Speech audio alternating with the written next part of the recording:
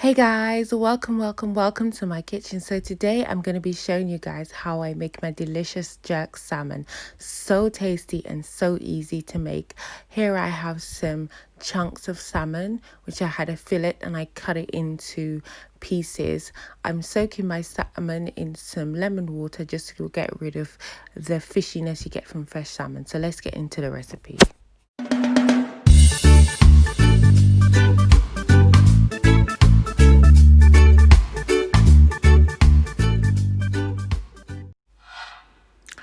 So to start with, guys, I've rinsed off the salmon and now I'm going to use some jerk seasoning. Whenever I do my jerk, I always use a ground jerk seasoning first before I marinate. And this just adds an extra flavor to your jerk. So go ahead and add the seasoning onto the salmon. And then I will use my jerk marinade, and I'm using a brand that I always use all the time. It's the Dunn's River brand. It's a really good brand, and you can find it here in the supermarket in the UK. Really easy. Bought mine from Sainsbury's UK, and I can swear by this brand because it's one of the only ones that I use, and it's definitely from Jamaica. So I'm gonna just pop a few teaspoons over the salmon, and I don't need to add too many. With this, a little goes a long way. So I'm just using my fingers to rub it all in, get it all into the crevices of the salmon. And obviously with salmon, you don't want the jerk to overpower the salmon when you cut inside. You want to be able to taste the jerk and taste the salmon, and that's why you don't need a lot of marinade. So my next stage is to get my oven pan ready, and I'm just going to use some greaseproof paper just to line it, followed by some butter. I'm just going to use some butter to coat it because I don't want my salmon to stick to the bottom of the pan. And what I'm going to do is I'm also just going to add a few sliced lemon to the bottom of the pan. And now I'm just going to add my salmon on top, each one on top of the lemon, and then I'm just going to scoop all the juicy marinade on top of the salmon, making sure every bit of it is coated. And then I'm just going to set it to the side. So with my jerk salmon, obviously I'm going to be doing some rice and peas. Yes, it's Sunday, so rice and peas is a must in Jamaica. So today I'm going to be doing some rice and peas. So I have some red kidney beans here, and I'm just filling it with water. I have 1 cup of red kidney beans, and I've used like 4 cups of water. It's always easier to soak it overnight. It takes less of the time to boil the peas out if you're using fresh ones. So I've popped that onto the hob to let it boil up. So here's the peas that I've been boiling for the last hour, and I'm just going to go ahead and test it because I don't want it to be cooked out to a soft consistency just yet. You want it to be halfway cooked because the peas still has a bit more cooking time once you add the rice, once you add the coconut milk. So just make sure you go ahead and check it. So here I am just giving it a taste. Don't be afraid of your food. If you can't, feel it or you can't see it, just taste it. And I would recommend when you're doing rice and peas, soak your peas overnight. It gives you a lot less time, boiling time, If you don't, you'll spend at least maybe 2 hours waiting to boil your peas until you to a soft consistency. So I'm more than happy with how it's been boiled. So now to the next stage, I'm going to add some spring onions, of course, some thyme, and then I'm going to add some Scotch bonnet, and I'm doing a whole one. There's no need to pop it, it will pop itself. And then I'm going to use a stick of butter. So depending on how much rice you're cooking, you can adjust these measurements. But if it's your first time making rice and peas, you can just follow this guide.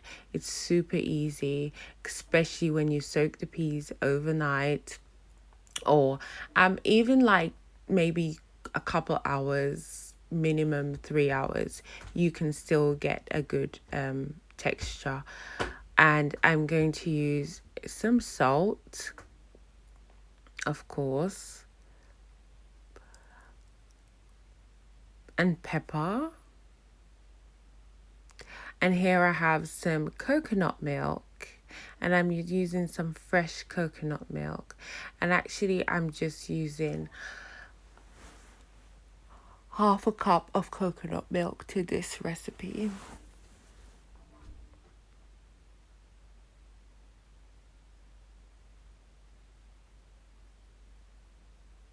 And sometimes I use like fresh coconut that I've popped open myself, I've grated. That gives the rice the best taste. And traditionally back in Jamaica, everyone uses fresh coconut, and you can add some of the grated coconut in there. So once I add my coconut milk, this is what it looks like. And now you have to boil this mixture. I'm adding some pimento seeds in there, of course, and then I'm going to pop it back onto the fire. So with my salmon also, I'm just going to do some coleslaw. So really quick coleslaw. These are just some vegetables, some cabbage I found in my fridge. I always seem to have cabbage lying around. I just so happen to have some red cabbage and half of white cabbage. So just to chop that up really quickly, just to make some yummy coleslaw. I think jerk goes so nice with coleslaw.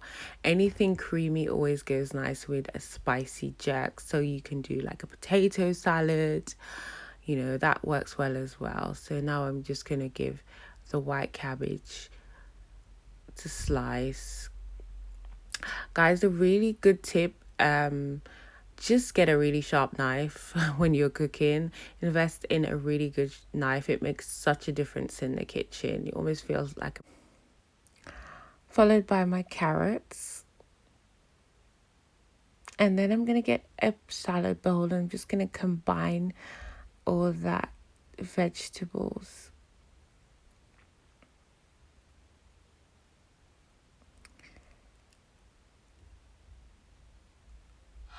So to start, I'm going to use some mayonnaise.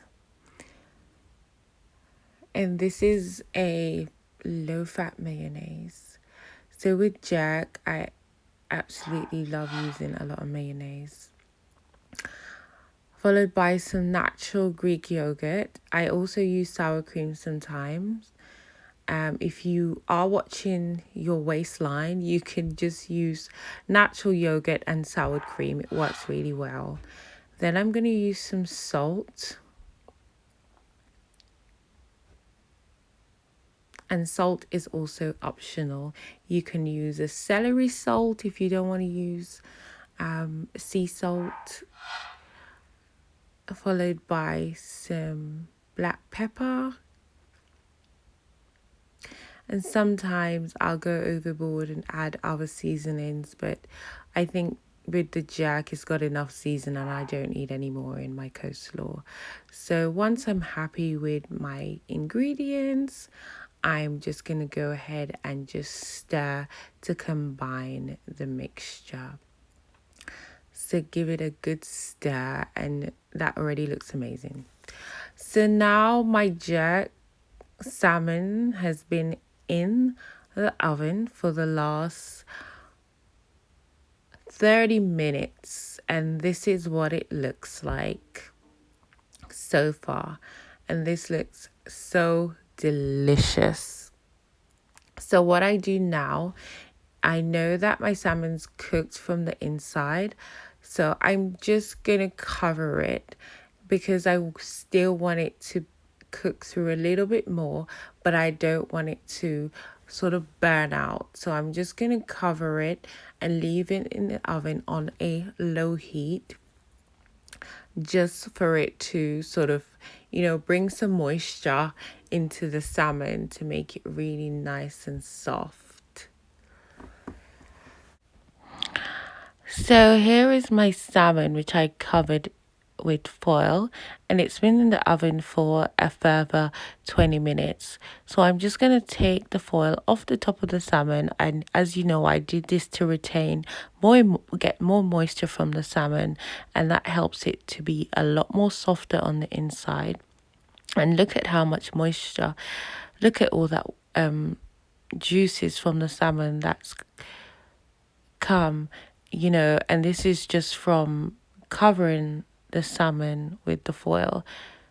And now you can see the jerk marinate even more all over the salmon. So I'm pretty happy with so far the cooking of the salmon.